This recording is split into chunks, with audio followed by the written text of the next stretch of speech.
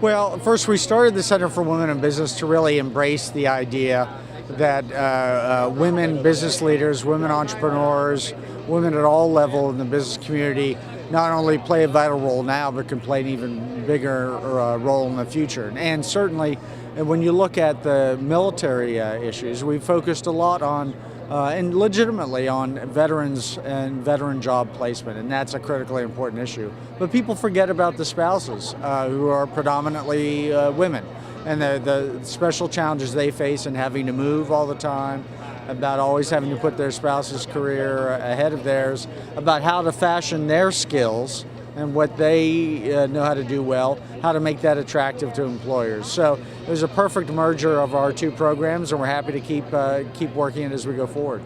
I'm a retired Navy admiral. I left the Navy in 2004 after 34 years. One of my main threads to my career was managing the family services functions at big installations, helping families, military families, get settled into new areas, working with both members and their spouses on finding their way in new locations, and in some of the cases where I was assigned, finding a way to live in very, very expensive areas on military salaries. So this kind of engagement with spouses around how to manage careers in parallel with their military spouse was important to me.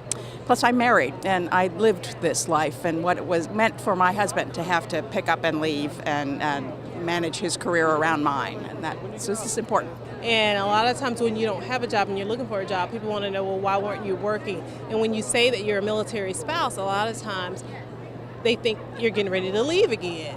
So there's that apprehension about, okay, she's a military spouse, how long will she be here? Some of the skills I bring when I come into an employer is the fact that I'm adaptable.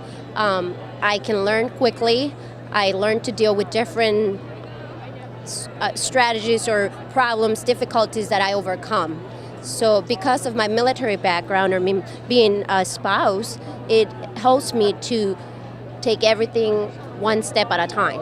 We can work well with others, but we're used to being alone because we get to new locations where we don't know anybody, so we can work individually, as independently as well. So I just think that us having the diverse background, I think it just allows us to adjust and adapt to, different situations, different people, and, I think it's just, I think it's a benefit.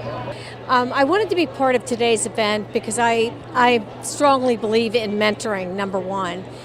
Throughout my career, mentoring's been a very important component of it.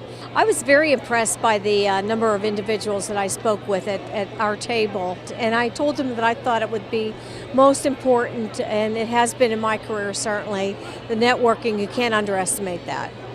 Katie, it was very important for Financial Executives International to be involved in the Center for Women in Business. We have as one of our major strategic goals the diversity as an initiative, especially as it relates to women. We're an 80-year-old firm, and we only have about 13 to 14% of women. And in fact, I am only the second woman president in our 80-year history. So we are really trying to be all-inclusive and increase the diversity, but especially as it relates to women.